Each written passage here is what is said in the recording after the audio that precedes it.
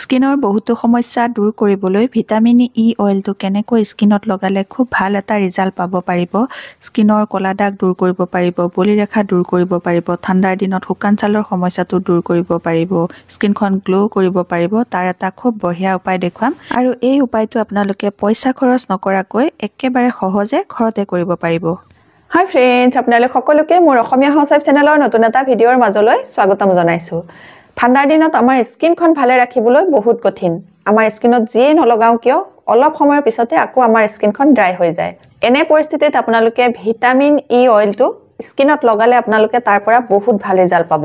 স্কিনত যদি vitamin E অইলটো সঠিকভাৱে লগোৱা হয় তেতিয়াহ'লে তাৰ পৰা আপোনালোকে বহুত ভাল ৰিজাল্ট পাব। কিছুদিনৰ ভিতৰতে আপোনালোকৰ স্কিনখন জিলিকি উঠিব।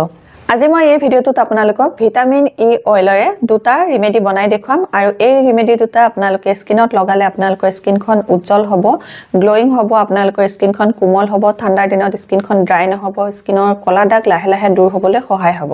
এই ৰিমেডি দুটা দেখুৱাৰ আগতে আপোনালোকলৈ এটা ৰিকুৱেষ্ট আছে, আপোনালোকে যদি মোৰ এই ভিডিঅ'টো ভাল পায় ভিডিঅ'টোত এটা লাইক কৰিব, মোৰ চেনেলটো ছাবস্ক্ৰাইব কৰি ল'ব, ওচৰতে থকা বেল আইকনটো প্ৰেছ কৰি দিব, তেতিয়াহে মই আপোনালোকলৈ আগবঢ়োৱা বঢ়িয়া ৰিমেডিবোৰ আপোনালোকে মিছ নকৰাকৈ চাবলৈ পাব।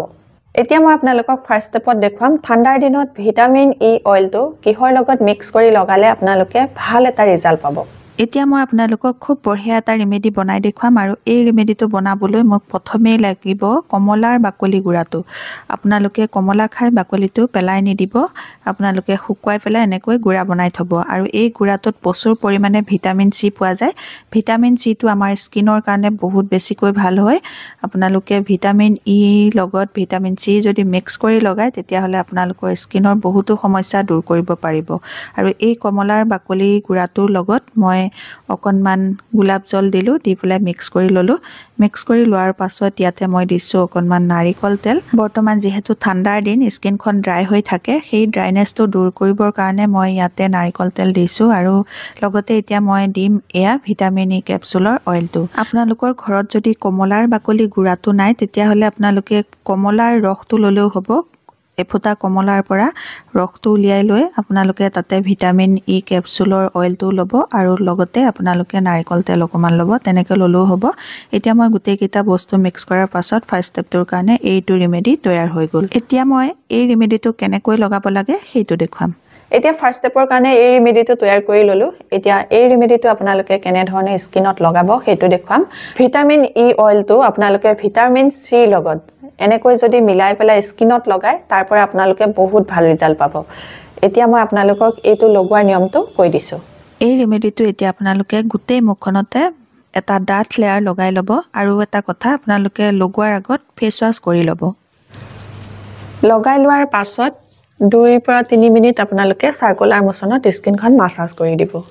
এই ৰিমেডিটো লগাই 2 পৰা 3 মিনিট যদি আপোনালোকে এনেকৈ স্কিনখন মাছাজ কৰে তেতিয়াহ'লে স্কিনত লাগি থকা যিবোৰ শুকান ছাল, সেই শুকান ছালবোৰ আঁতৰি যাব, স্কিনখন ছফ্ট হ'ব, স্কিনখন হাইড্ৰেট হৈ যাব, স্কিনত লাগি থকা যিবোৰ ধূলি বালি প্ৰদূষণ সেইবোৰো চাফা হৈ যাব।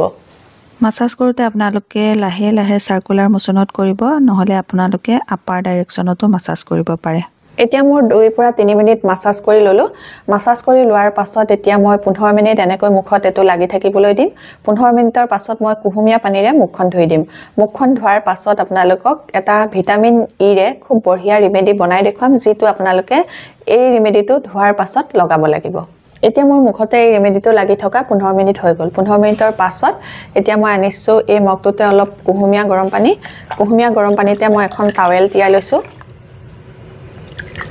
এই টাৱেলখনেৰে এতিয়া মই মুখখন মচি পেলাম। এই মুখখন মচিবলৈ যিখন আপোনালোকে টাৱেল ব্যৱহাৰ কৰিব, সেই ব্যৱহাৰ কৰা টাৱেলখন ছফ্ট টাৱেল হ'ব লাগে, বেছি হাৰ্ড টাৱেল হ'ব নালাগে। মাইক্ৰ'ফাইবাৰৰ যিখন টাৱেল সেইখন ল'ব আপোনালোকে। টাৱেলখনেৰে মুখখন মচি লোৱাৰ পাছত এতিয়া মই ভাল কুহুমীয়া পানীৰে মুখখন আকৌ এবাৰ ধুই ল'ম। ধুই লোৱাৰ পাছত মই আপোনালোকক ভিটামিন ই অইলৰ আনটো ৰিমেডি বনাই দেখুৱাম। এতিয়া মুখখন ধুই ল'লোঁ। মুখখন ধোৱাৰ পাছত এতিয়া মই আপোনালোকক ভিটামিন ই অইলৰ আনটো ৰিমেডি বনাই দেখুৱাম। কেনেকৈ বনাওঁ চাওঁ বলক।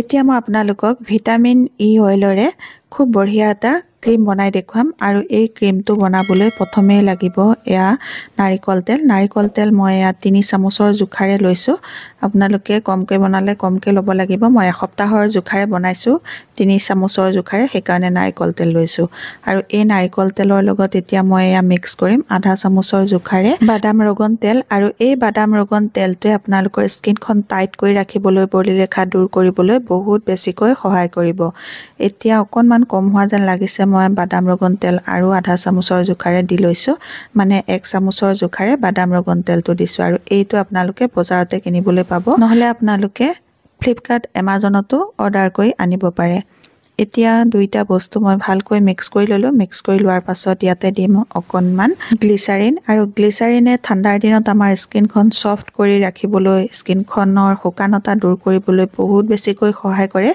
আপোনালোকে গ্লিচাৰিন ইয়াত 2 চামুচৰ জোখাৰে দিব তেতিয়া এই ক্ৰীমটো আপোনালোকে স্কিনত লগালে আপোনালোকৰ স্কিনখন বহুত সময়লৈ হাইড্ৰেট হৈ থাকিব স্কিনখন ড্ৰাই নহব ইয়াৰ পাছত মই আনিছো এয়া ভিটামিন ই কেপচুল এতিয়া মই ইয়াতে দিম এটা ভিটামিন ই কেপচুলৰ অইলটো আপোনালোকে দুটাও দিব পাৰে যদি আপোনালোকে গ্লিচাৰিনৰ পৰিমাণটো বেছিকৈ দিয়ে এটা দিলেই হ'ব আৰু যদি আপোনালোকে গ্লিচাৰিনৰ পৰিমাণটো কমাই দিয়ে তেতিয়া হলে আপোনালোকে দুটা ভিটামিন ই কেপচুলৰ অইল মিক্স কৰিব এতিয়া মই গোটেই কেইটা বস্তু মিক্স কৰি ললো মিক্স কৰি লোৱাৰ পাছত এতিয়া মই ইয়াতে দিম এলোভেৰা জেলটো আপোনালোকে যিকোনো ব্ৰ্যান্ডৰ দিব পাৰে এতিয়া মই ডাঙৰকৈ এলোভেৰা জেল 1 চামুচ দি দিছোঁ দিয়াৰ পাছত এতিয়া খুব ভালকৈ মিক্স কৰিব লাগিব এটো মিক্স যিমানে ভাল হ'ব আপোনালোকৰ ক্ৰীমটো সিমানে ভাল হ'ব খুব ভালকৈ মিক্স কৰাৰ পাছত এনেকৈ দেখিব খুব ধুনিয়া এটা ক্ৰীমি টেক্সচাৰ আহি যাবগে পগা হৈ যাবগে খুব ধুনিয়া ক্ৰীমৰ নিচিনা বনি গল এতিয়া মই এই ক্ৰীমখিনি এটা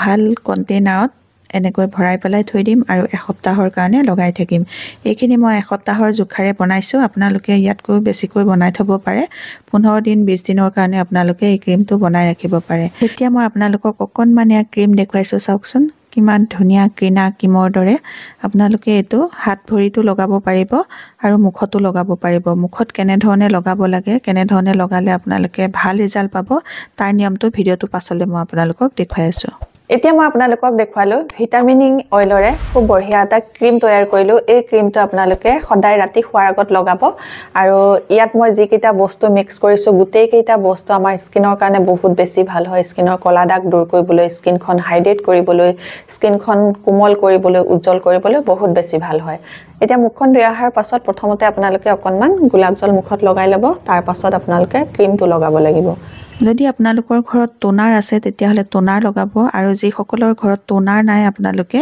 এনেকৈ গোলাপ জল মুখত লগাই ল'ব এই গোলাপ জলতে আপোনালোকৰ স্কিনত টোনাৰ কাম কৰিব সেইকাৰণে আপোনালোকে মুখখন ধোৱাৰ পাছত গোলাপ জল লগাই ল'ব এতিয়া মই 1 মিনিট ৰখাৰ পাছত মুখতে গোলাপ জলটো শুকাই গল শুকাই যোৱাৰ পাছত এতিয়া মই এই ক্ৰীমটো আপোনালোকক লগাই দেখুৱাম ইয়াৰে আপোনালোকে অকণমান হ'লে হ'ব বেছি ল'ব নালাগে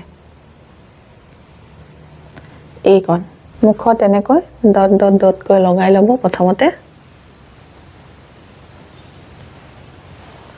লগাই লোৱাৰ পাছত আপোনালোকে আঙুলিৰে লাহে লাহে মুখখন মাসাজ কৰি দিব এই ক্ৰীমটো আপোনালোকে ৰাতিও লগাব পাৰিব দিনতো লগাব পাৰিব কিন্তু ৰাতি লগালে আপোনালোকে তাৰ পৰা ভাল ৰিজাল্ট পাব কাৰণ ৰাতি আমাৰ স্কিনখনত ধুলি বালি প্ৰদূষণ একো লাগি নাথাকে ৰাতি আমাৰ স্কিনখন ৰিপেয়াৰ হ'বলৈ সুবিধা পায় সেইকাৰণে যিকোনো ৰিমেডি আপোনালোকে যদি ৰাতি লগাই সেই ৰিমেডিটোৰ পৰা আপোনালোকে ভাল ৰিজাল্ট পাব লগাই লৈ আপোনালোকে 1 মিনিট এনেকৈ স্কিনখন মাসাজ কৰি দিব এনেকৈ মাসাজ কৰি দিলে এই ক্ৰীমটো আপোনালোকৰ স্কিনতে এবজৰ্ব হৈ যাব আজি মই এই ভিডিওটোত আপোনালোকক ভিটামিন ই অইলৰে দুটা ৰিমেডি বনাই দেখুৱালো এই দুটা ৰিমেডি যদি আপোনালোকে ভাল পাইছে তেতিয়া হলে মোৰ ভিডিওটোত এটা লাইক কৰিব মোৰ চেনেলটো সাবস্ক্ৰাইব কৰি ল'ব আৰু আপোনালোকৰ ফ্ৰেণ্ড সাৰ্কেলৰ লগতো ভিডিওটো শেয়াৰ কৰি দিব নতুন এটা ভিডিওৰ সৈতে নতুন এটা বেলেগ টিপছৰ সৈতে আপোনালোকৰ মাজলৈ আকৌ আহিম তেতিয়ালৈকে নমস্কাৰ আজিলৈ আহো